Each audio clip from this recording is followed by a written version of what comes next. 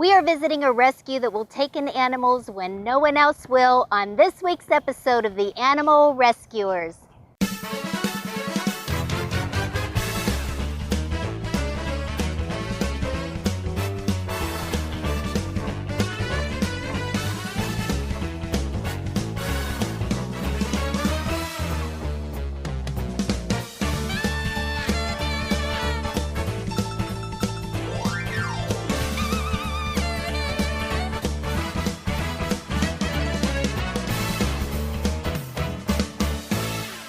The Animal Rescuers has been adopted by Pet Planet.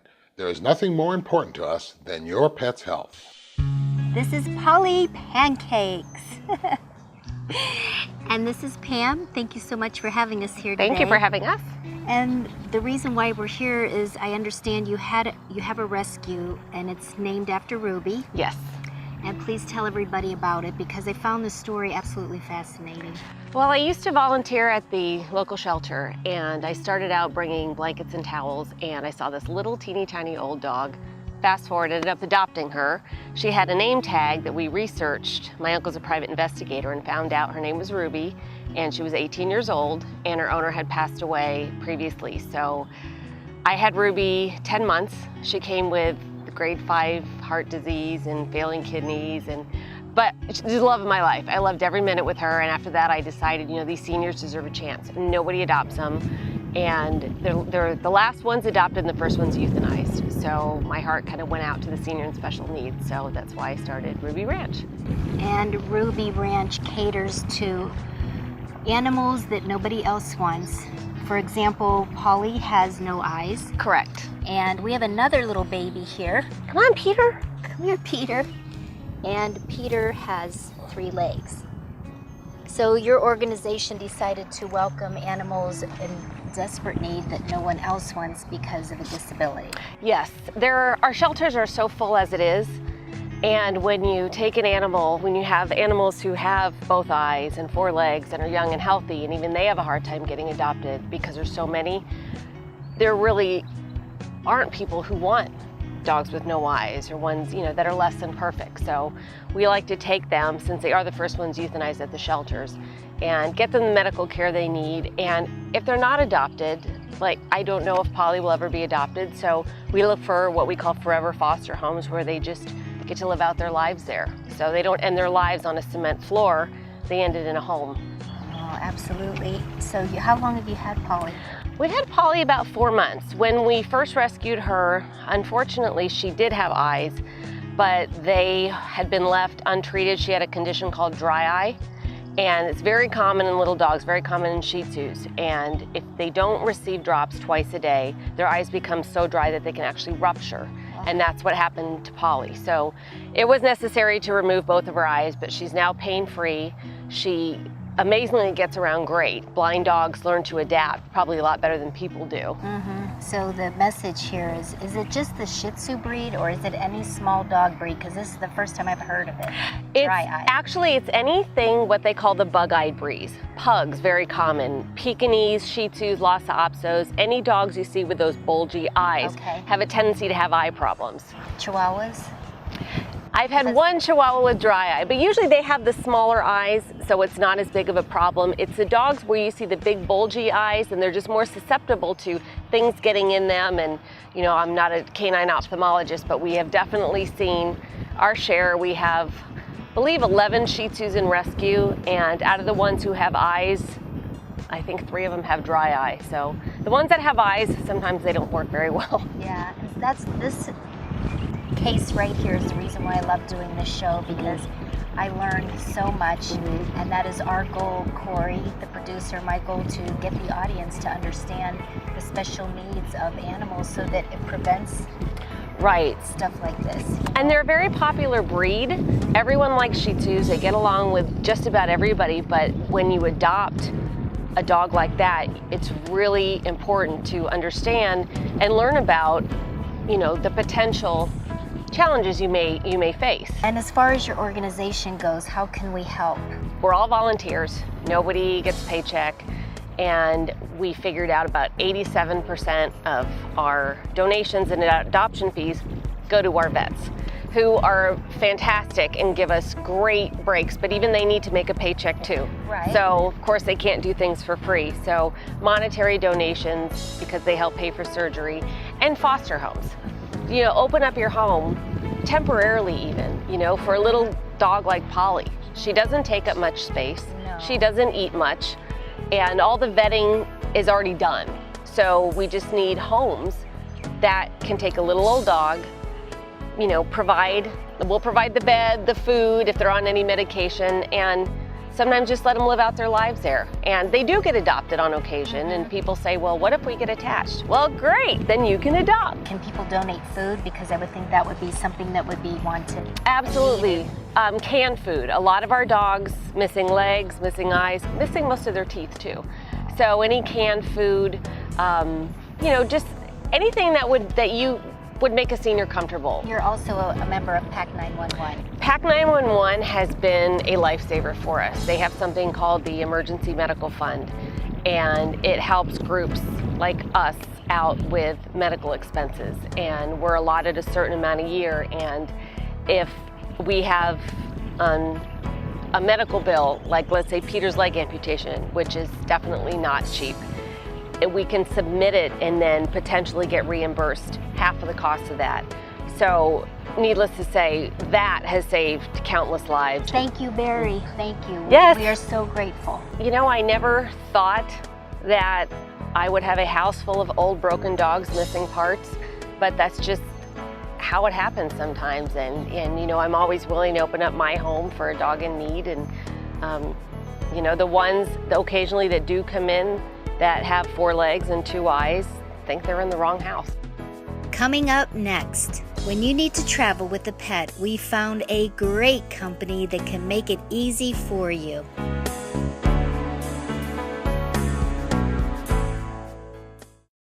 Do you trust the food you feed? At Pet Planet, our commitment is to helping our customers navigate through the confusing world of pet food, reading ingredient panels, asking critical questions about manufacturing and ingredient quality. Our pets rely on us to make the very best decisions we can for their health, happiness, and longevity. Pet Planet is here as your partner in pet health, because there's nothing more important to us than your pet's health. You can be a part of the animal rescuers also, making a difference for the animals and bringing your business to center stage. Become a sponsor for the show. Ad rates are very low for the summer, so now is the time to jump on board.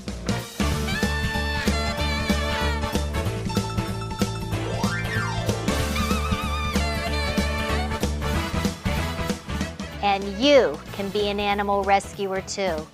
Make the call. Welcome back to the Animal Rescuers, adopted by Pet Planet. I was a registered nurse and I loved what I was doing, but I got to a point where it wasn't really what I was looking for, so I never dreamed I would have a business. But someone mentioned, if you could do anything in the world, what would you want to do? And I instantly thought, work with animals. I mean, because that's my passion. I love animals. I've had animals all my life. I have a special connection with them.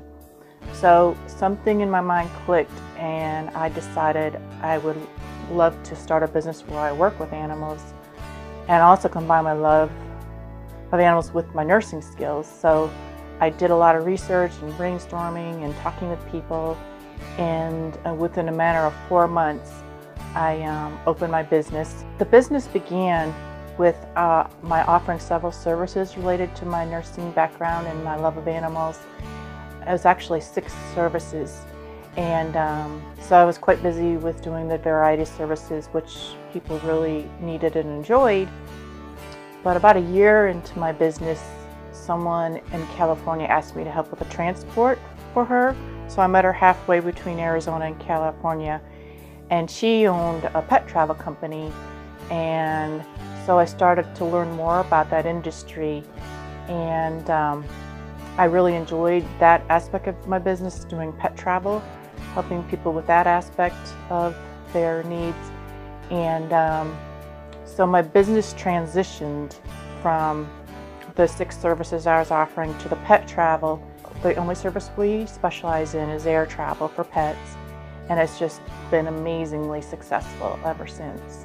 Because we're a worldwide business and we can offer those services, a pet can be anywhere, and there's so many variables related to a pet move as far as where the pet's going to and from, the size of the pet, the breed of the pet, how many pets there are, whether the pet's traveling with or without the pet owner, if they need pickup or delivery to or from the airport. So there's so many variables we have to look at in customizing a pet travel for an individual or family. So what we do is we first of all find out what their circumstances are as far as, are they moving, or is the pet relocating because they need to find a new home for their pet. We work with military members, so sometimes they're moving overseas and they want to take their pet with them, or they need to take their pet, have their pet stay with a family member while they PCS. So there's so many things we have to look at. Once we know what their situation is, and we ask a lot of questions and we have them fill out a pet travel form on our website, then we formulate a plan as far as what we're going to do to help them get their pet from point A to point B. As far as who's going to be on one end and who's going to be on the other, that's a part of the logistics we work with. What we encourage people to do is, if they're a pet owner, is for them to see their pet off, to take their pet to the airport, check them in, and then see their pet off. So we work with them exclusively one-on-one to do it themselves, to make it really easy and simple. It's better for the pet because they have someone they know checking them in. If the client needs assistance with a professional transport check-in, we offer door-to-door service where we work one-on-one with that professional who's going to help us. We give them all the information. So then we set it up so that transporter will go to their home or wherever the pet is. The pet may be at a boarding facility, and transport the pet and check them in, and then let the client know when the pet's been checked in, and then we track the flight until the pet arrives at the destination. One aspect to our business is that a majority of people that do look for assistance is that they're making a permanent move.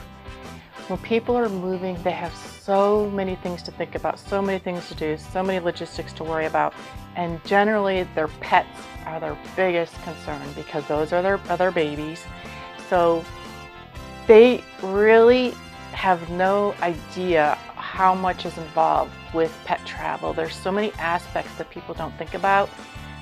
Pet travel is almost 100% different than people travel in as far as many aspects. So we do everything for them as far as making all the phone calls to the airlines to find out the very best flight for them, because every airline has different pricing and policies and procedures and protocols and restrictions. We let them know what paperwork they need, when they need to do it, how to do it, especially international. It can be very complicated. Every country is different on their requirements for pets to enter. So our goal is to make this as seamless as possible, so that this is one less thing they have to worry about. I always say, we'll take care of the pets so you can concentrate on everything else that you need to do to get to move to your new home. So people are always relieved to hear that they have someone to hold their hand throughout the process. That's what it's all about, is helping the client help their pet have a safe and comfortable journey. The first Pet Planet store opened in 1996 after the devastating loss of our Cocker Spaniel to cancer. What we learned then about pet health was eye-opening.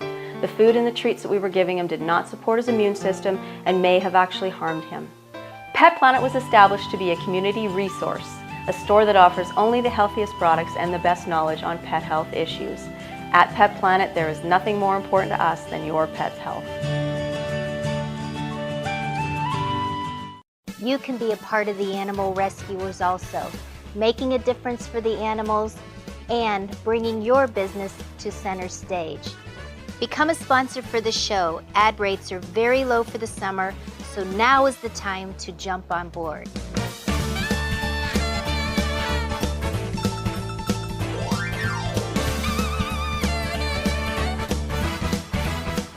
And you can be an animal rescuer too.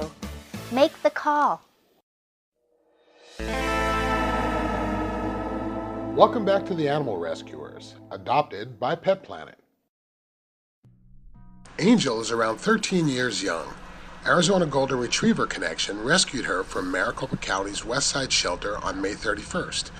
Angel was surrendered to the shelter because her human was in a car accident and could no longer take care of her. Angel is a small, petite young lady, about 51 pounds. At her veterinary appointment, she was a sweet girl and appeared to be very healthy for her age. Angel is in boarding and is looking for a foster home or forever home to live out her golden years. Booster is one of my dogs. He, in fact, does not wait for his food. So today, I'm going to show you how easy it is to get your dog to wait for its food and to show what you can expect to get your dog to wait for its food. Last week's training tip was crating, teaching your dogs how to crate.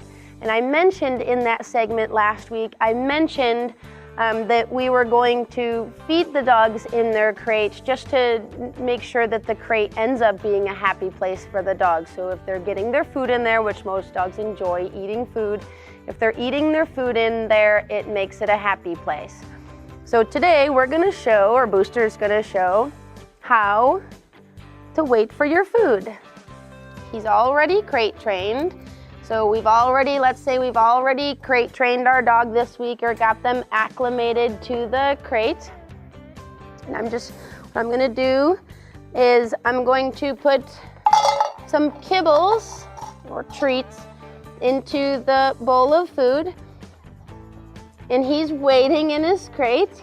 And I'm going to go to put the food bowl down. When I go to put the food bowl down, he's gonna try to get it. When he tries to get it, all I'm simply going to do is to take it away from him.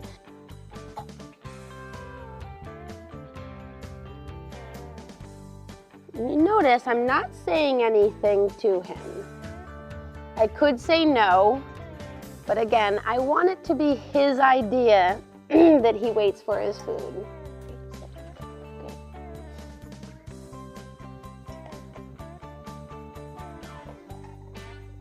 He goes to get it. I have to release him to get his food. So I put the food bowl down and I want to be able to take my hand away from the food bowl also.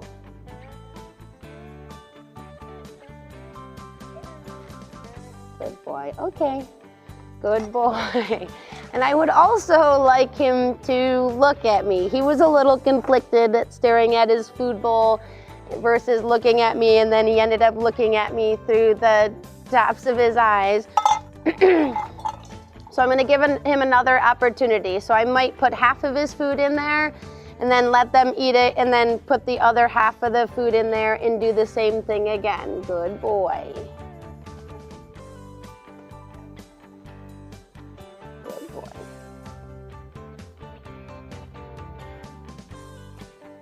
Good boy. Okay, free. Good. And then I release him to his food. It's a very, very simple thing to do. And a lot of people don't do it. And my thing is with waiting for their food, it's such an easy way for me to be in control without having to physically force my dog into doing something. Stay tuned to the Animal Rescuers for next week's training tip from Villa La Paz, which is going to be having your dog demonstrate self-control in some exercises you can do to get your dog to show self-control. Do you trust the food you feed? At Pet Planet, our commitment is to helping our customers navigate through the confusing world of pet food, reading ingredient panels, asking critical questions about manufacturing and ingredient quality. Our pets rely on us to make the very best decisions we can for their health, happiness, and longevity. Pet Planet is here as your partner in pet health because there's nothing more important to us than your pet's health. The women we love, the women who love us, they are dying. Heart disease is our #1 killer, taking more lives than all forms of cancer combined. But we have the power to save those lives, our lives, because the greatest force for women is women. It's time to stand together, to fight harder, to shout louder. It's time to go red for women.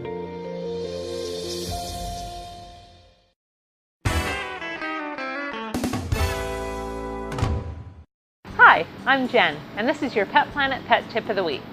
This week, we're going to be talking about cancer.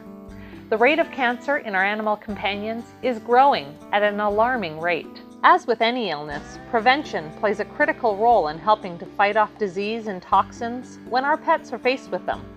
The first consideration in prevention of cancer is ensuring that you are feeding a healthy, high-quality pet food. Feeding foods that contain a high level of antioxidants allows your pet to maintain a strong and healthy immune system.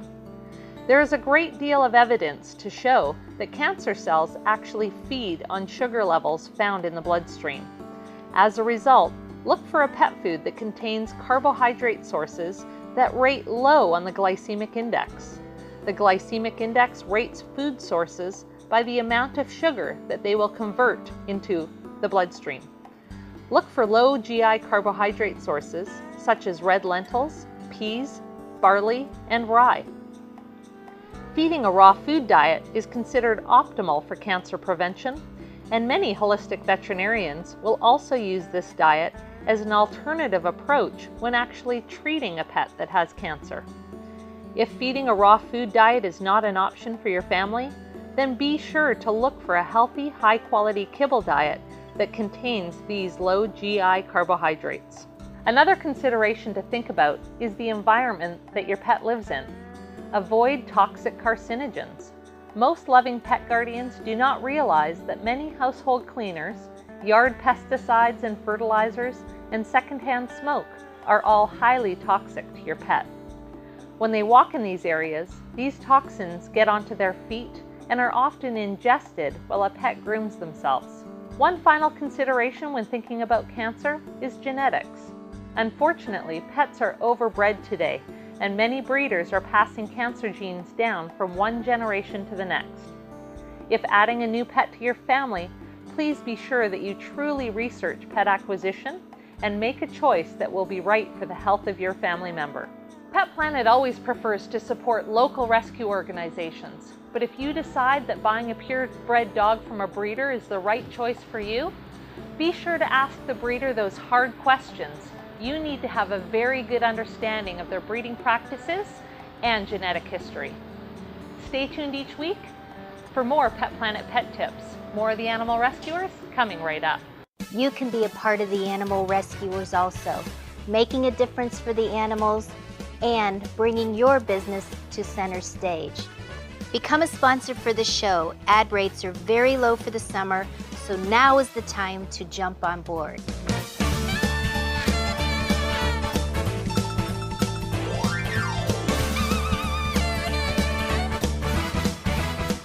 And you can be an animal rescuer too. Make the call. Welcome back to the Animal Rescuers, adopted by Pet Planet. As the spring turns to summer, the prime adoption season has ended. We take a look back at what's been a very good adoption season. So many dogs and cats were made available, and lots of them were taken home and made part of a family. We at the Animal Rescuers thank all of you who adopted pets this past year. We still have lots of work to do. It's too hot to bring animals out in the summer heat to be placed for adoption, but you can still adopt. Contact one of the rescue groups you have seen on the show, or contact PAC 911 directly, and they will hook you up with the right forever pet. You can make a difference in an animal's life.